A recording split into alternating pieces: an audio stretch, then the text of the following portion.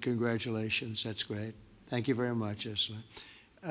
Mr. Chancellor from Germany, a very great leader.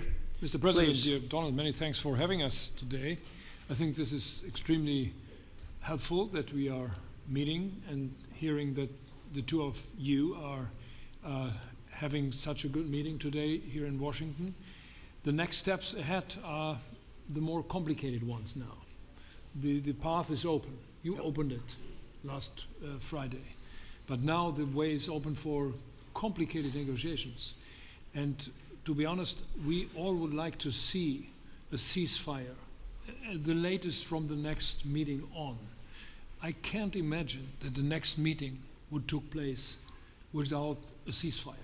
So let's work on that, and let's try to put pressure on Russia, because the credibility of these efforts we are undertaking today are depending on at least a ceasefire from the beginning of the serious negotiations from next step on. So I would like to emphasize this aspect and would like to see a ceasefire from the next meeting, which should be a trilateral meeting wherever it takes place. Well, we're going to let the President go over and talk to the President, and we'll see how that works out, and if we can do that.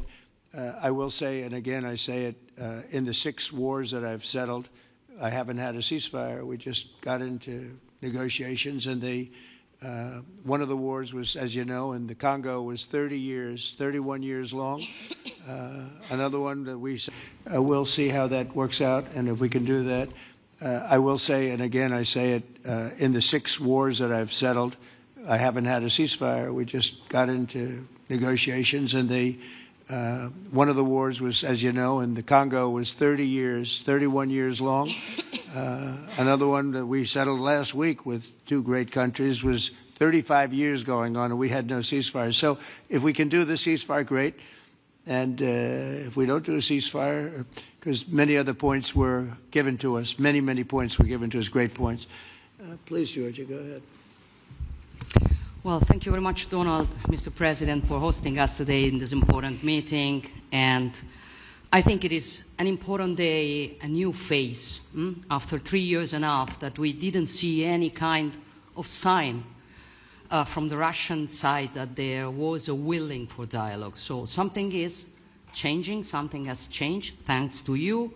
Thanks also to the stalling in the battlefield, which was achieved with the bravery of Ukrainians and with the unity that we all provided to Ukraine. And the reason why I mention it is that we also have to remind that if we want to reach peace and if we want to guarantee justice, we have to do it united. So that's why it's a very good day, the one we are in. You can obviously count on Italy as it was from the beginning. We are on the side of Ukraine, and we do absolutely support your efforts towards peace. We will talk about many important topics. The first one is security guarantees, how to be sure that it won't happen again, which is the precondition of every kind of peace. I'm happy that we will discuss about that. I'm happy that we will begin from a proposal, which is the, let's say, Article 5 model, which was Italian at the beginning. So we are always ready to bring our proposals for peace, for dialogue. It's something we have to build together to guarantee peace and to defend the security of our nation. So thank you, Mr. President, for hosting us. Thank you very much. Emmanuel? Thank you, Mr. President, for organizing this meeting and for your commitment. And everything was said, but I just have to say here, everybody around this table is in favor of peace. And we work very hard, and we've worked very hard during the past few years to have a peace which is a robust and long-standing peace. This is why the idea of a trilateral meeting is very important, because this is the only way to fix it. And by the way, I think as a follow-up, we would need probably a quadrilateral meeting, because when we speak about security guarantees, we speak about the whole security of the European continent. And this is why we are all united here with Ukraine on this matter. In order to organize such a trilateral meeting, your idea to ask for a truce or a ceasefire, at least to stop the killings, as we discussed, is a necessity. And we all support this idea. And in order to have such a long-standing peace for Ukraine and for the whole continent, we do need these security guarantees.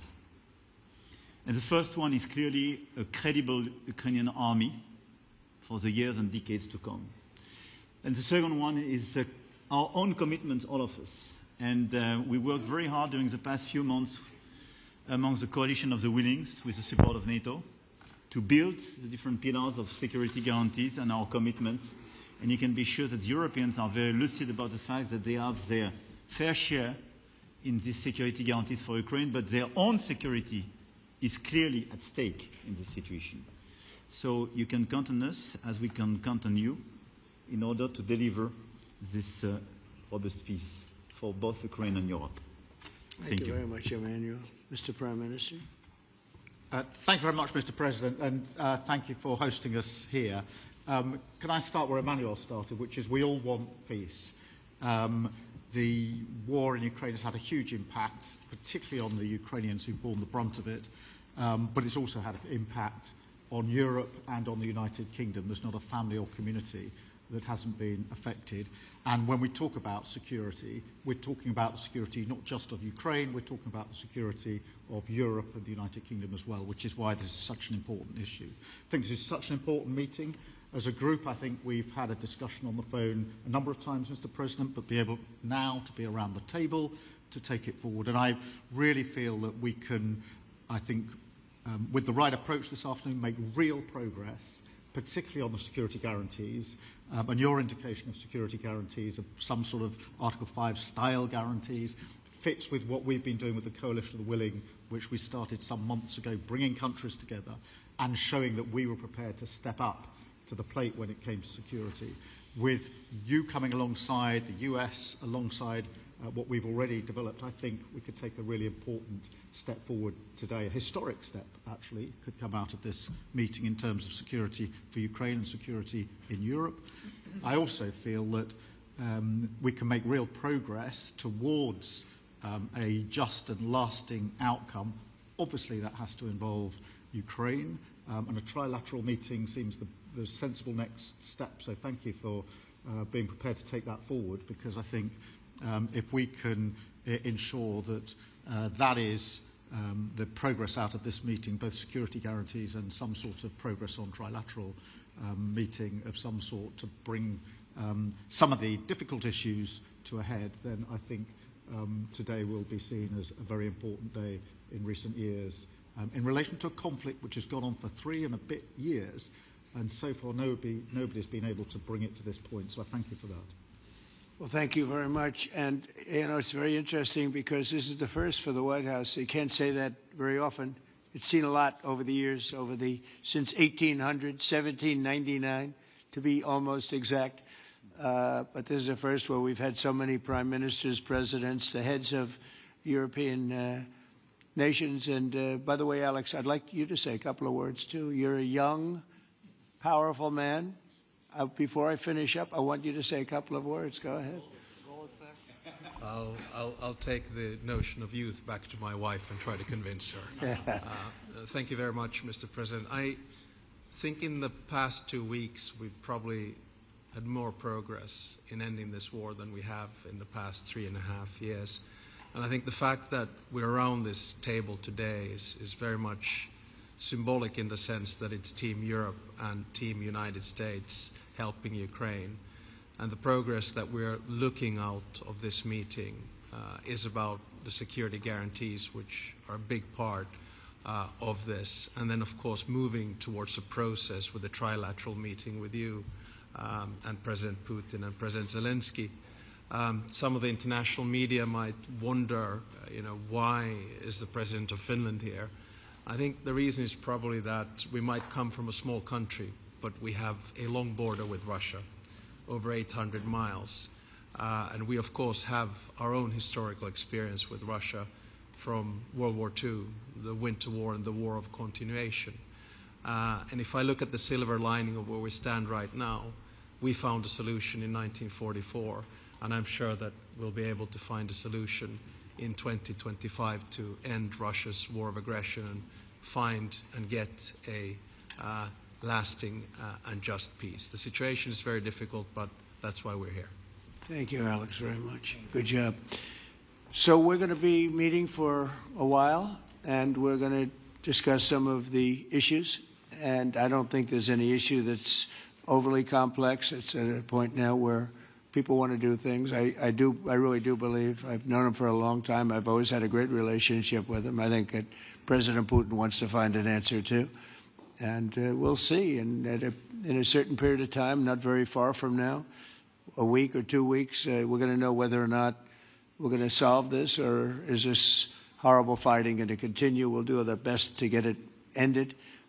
And I believe you have two willing parties, and usually that's good news, but two willing parties that want to make a deal. And we'll journey together, and we'll go over and we'll see if it can be done. And it's possible it might not be able to be done. On the other hand, it's possible it will. And we're going to save thousands and thousands of lives a week. And so it's something we really have to do. And, or at least we have to give it our best. It's all you can do. You can give it your best. But I think we may have a very good outcome. So I want to thank you all, and the media, I want to thank you. We're going to be staying here for a little while. Then we're going to walk over to the Oval Office, and we're going to have another little discussion about similar matters. And then they're going to go home to their great countries and report. And I'm going to remain here and work, and you're going to go and work. We're all going to be working. We may be in a different location, but that's what we know how to do is work. But I want to thank the media. Has been actually very fair, generally speaking, very fair. I think it's important that they're fair because this is a very important subject. We have to get it ended, and so that's all we ask for is fairness with the media. Thank you all very much. Appreciate it. Thank you very much.